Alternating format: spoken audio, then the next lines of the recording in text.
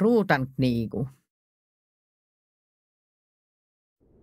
Sih aika, kun su sudjat oldi isäntänny Israelas, rodi kerran nälky heidän muas.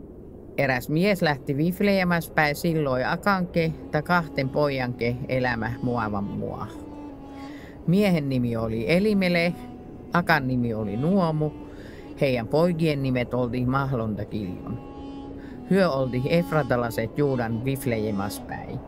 Hyö tuldi muavan mua ta jäädi sinne elämä.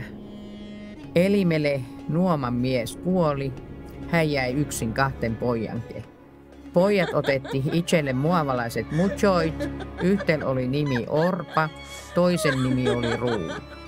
Kun su hyö eletti siellä 10 vuotta, kuolti Nuoman molemmat pojat, Mahlon ta Kiljon. Muka Nuomu jäi yksin, menetti miehen tai pojat. Nuomu pietti lähtien nevesköinke oma mua. Hän kuuli rahvahas. Isänty piti huolen omas rahvahas ja antoi sille hyvän uutisen. Hänen molemmat neveskät lähtietti hänenke. No jo matkas olles Juudan mua, Nuomu sanoi heille. Menkiä molemmat muamoloi luo.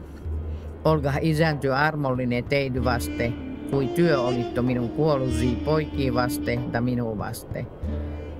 Kun työ molemmat löydäsitte isäntän avun uuden miehen, ja suositte turvan, ja osan hänen levon alla.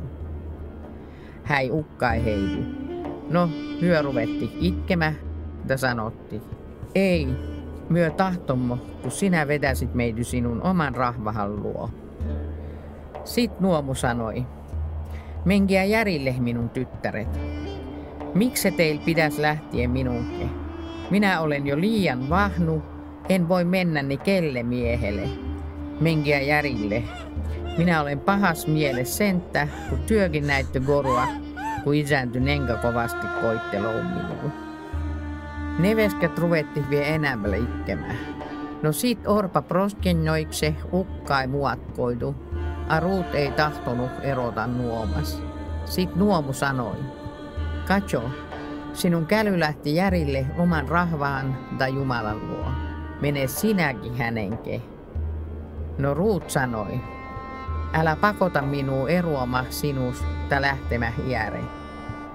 Kunne menet sinä, sinne menen minäkin. Kunne jäät sinä, sinne jään minäkin. Sinun rahvas on minunkin rahvas, sinun Jumala on minunkin Jumala. Kus sinä kuolet, sie tahton minäkin kuolta, sinne minun anna panna mua. Anna tasuau minulle isänty nyköi ainos, kun muu paitsi surmoa eroitannou minun sinus. Kun sun Nuomu ellendi, kun Ruut on luja piettänyt mennä hänenke, hän ei sanonut enämpiä nimitään. Hyö lähtietti yhtestä menti viflejemaan. Heidän sinne tulduu, linnas nousi suuri häly, naiset kyselti toinen toisen. Eikö tai ole Nuomu? No Nuomu sanoi heille, älkää sanokkoa minun Nuomakse, se nimi tarkoittaa osakastu, sanokkoa Marakse, osattomaksi. Senttä, kun kaikenvaltainen koitteli minua kovasti. Minulla oli kaikkie, kun su tiepäin lähti, a nygöi, kun su isänty toi minun järille, ei ole ne mitään. Miksi teil pidä sanoa minun Nuomakse, kun isänty itse kiääntyi minun vastaan? Kaikenvaltainen antoi minun vuitikse osattomuun. Muka tuldi järille viflejema Nuomu, ja hänen muavalainen nevesky Ruut, muavan muaspäin. Oli alkamas orran leikkuandu aidu.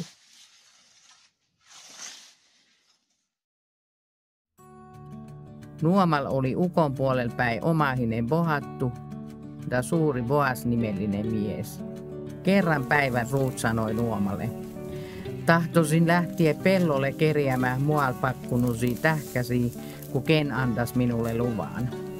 Nuomu vastai hänelle, mene vai tyttäreni. Muka Ruut lähti kerjäämään mualpakkunusi tähkii leikkuajien jäljil, ja ukodihes tulemaan Boasan pellolle, sen Elimelehen omaisen, Boaski tuli vifleemas päin ja sanoi viljan leikkoajille. Isänty teidänke. Net vastatti. Anna Plahoslo voi sinua isänty. Boas kysyi käskyläsel, kuda oli vahnin. Ken on tai tyttö? Käskyläinen vastai. Häi on se muavalainen, kudai tuli nuomanke muavan muaspäin.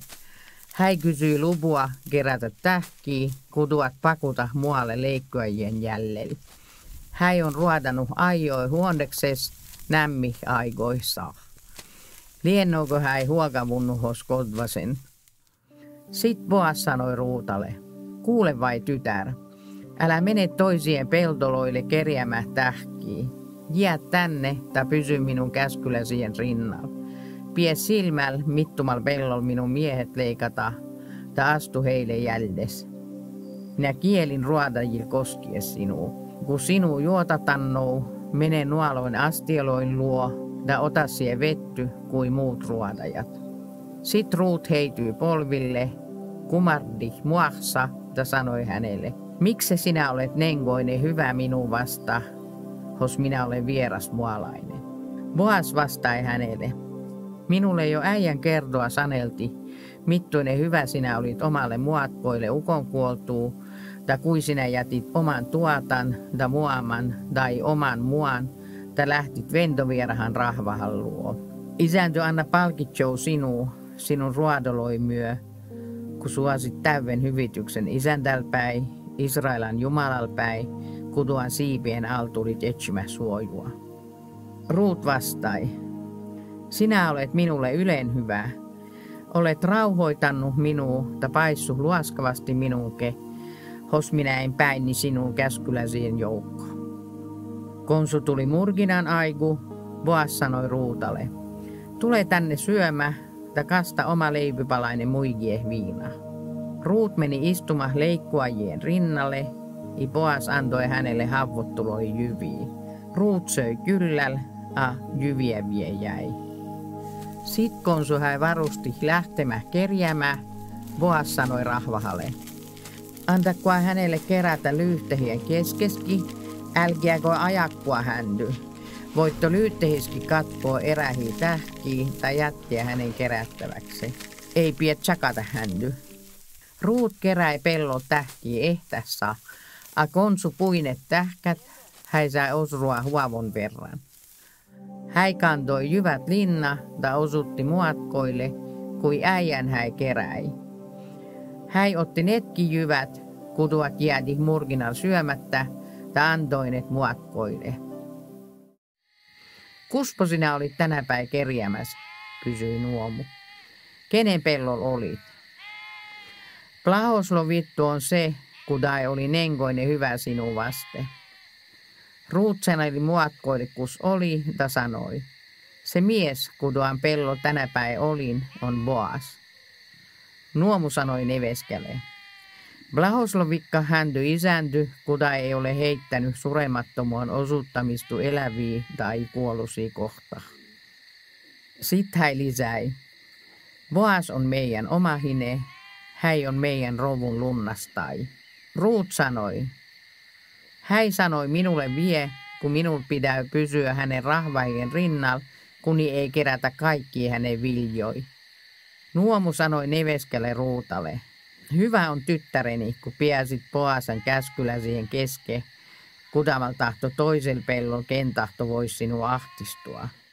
Muka Ruut pysyi Boasan käskyllä siihen joukos kerjäämässä tähkiä koko ajan, kuni leikatti osrii ja vien isunkin leikkuanto ajan.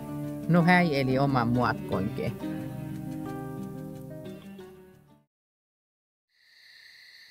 Nuomu Ruuta muatkoi sanoi. Tyttäreni, minä tahtoisin suojaa sinulle oman koin, kun sinun elaigu olisi turvattu. Onhai meille omahinen Boas, kutuan käskyläsienke sinä olet pellon. Tänä ehtän häi rubieu puima, ta puhtastama osrii puintutanterel. Sinä pesei, voidele itse hyväl tulijal voidiel, ota pielyssopa ta mene puintutanterele. Katso, kun Boas ei näkisi sinua ennen, kun syöy tai juo.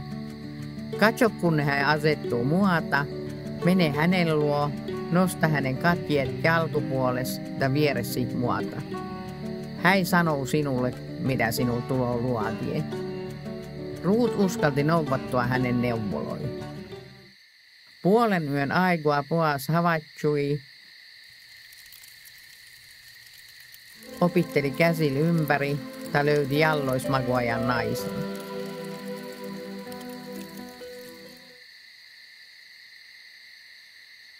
Hän kysyi, ken sinä olet? Ruut vastai, olen Ruut, sinun käskyläisnainen. Lunnasta minua, olet hän sinä meidän perheen lunnastai. Boas sanoi, isänty plahoslovikka sinun tytär. Kun et juossut nuorien miehien perään, etkö köyhien, etkö pohattoin, osuutit viekin suurempaa suremattomuttu, oma rodu kuin silloin, kun su lähtit muakkoinke. Älä pie huoltu, tytär. Minä luojin kai mitä kysyt, siksi kun kaikin tietä sinä olet Putin nainen. Ja minä olen sinun rodun lunnastai. No on vie toinen lunnastai, kuda on sinulle vielä lähempi rodnju. Jää tänne yökse. Aku se toinen lunnastai lunnastannoo sinun huomeen, sit lunnastakka. Se rodieu tosi kuin isäntän elo. Huokavu tässä huondeksessa. Muka Ruut makai Boasan jallois huondeksessa. No hän nousi jo hämäris enne, kun rahvas voi tuta toinen tostu. Boas tuumaitsi. Annani ken ei tiedäs, kun tämä nainen kävi puintutanderelle. Ruutalle hän sanoi. Anna tänne sinun hardioloille oli paikku ja pidele sitä. Ruut pideli paikkua, a Boas määräisi 6 määriä osrua ja nosti sen hänen olkupiälöille kannettavaksi. Sitten Ruut lähti linna. Kun Ruut tuli muakkoin luo, se kysyi, kuipo rodih tytär? Ruut saneli kai, mitä mies hänelle sanoi, ja lisäi. Hän sanoi, kun ei pie minul mennä tyhjin käsin muakkoin luo, ja antoi minulle 6 määriä osrua. Silloin Nuomu sanoi, vuota rauhas tyttäreni, kuni suot tiediä kuin se rodieu. Se mies ei hätkesty, hän vedää dielot loppu vie tänä päin.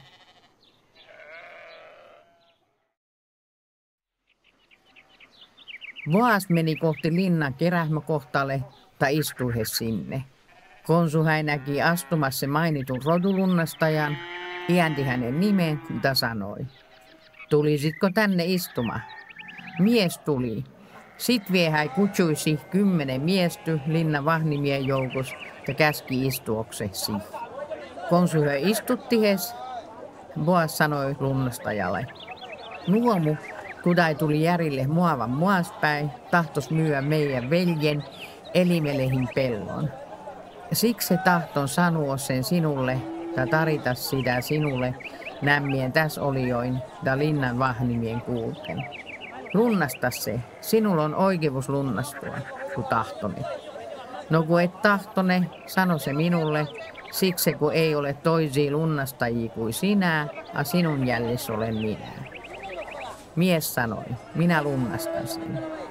Boas jatkoi, yhtes pellonke, kun su pelto siirtyy sinulle, sinul pitää ottaa huolittavaksi vie muavalainen Ruut, Nuoman pojan leski, kun kuolluon perintömua pysyis hänen jälkellä siihen nimes. Sitten rodulunnastai sanoi, kun se on muka, sit minä en voi lunnastua sitä itselle, eikä omien lapsien perintö pienenöy. Täytä sinä oma lunnastusoikeus minustuatsi, minä en voi. Niin aikoi Israelas oli tavannut lujendua joka lunnastus sandualin heidädäl jallas, se ojentetti toiselle osapuolelle sopimuksen merkiksi. Rodulunnastai sanoi Boasalle, osta sinä se itselles. Ihäi heitti toisen sandualin. Sit Boas sanoi vahnimille ja kaikille sit-olijoille. Työ oletko tänä päin sen tovestajannu, kun minä lunnastan Nuomal kaiken, Elimelehille, Kiljonalle ja Mahlonalle kuulujan oma suon.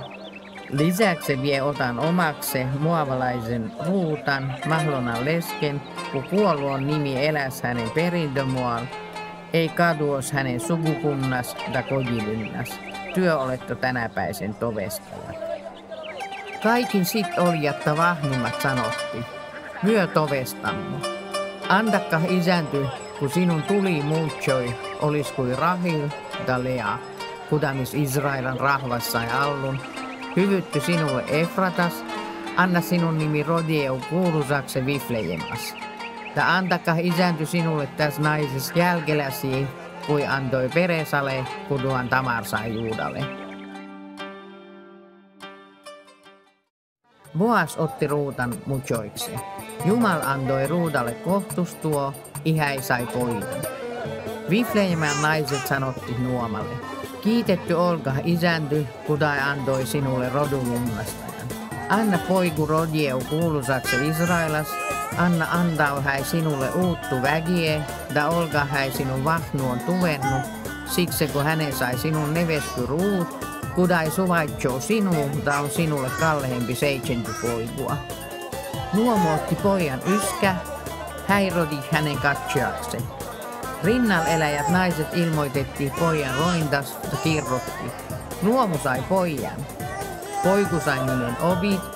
Hänes rodi Israelan suuren suorin Davidan tuotan Iisain tuon. Tämä on Peresan rodulanku. Peresalle rodihes Hesron, Hesronalle Ram, Ramalle Aminadab, Aminadaballe Nahson, Nahsonalle Salma, Salmalle Boas, Boasalle Ovid, Ovidalle Iisai ja Iisaille rodihes David.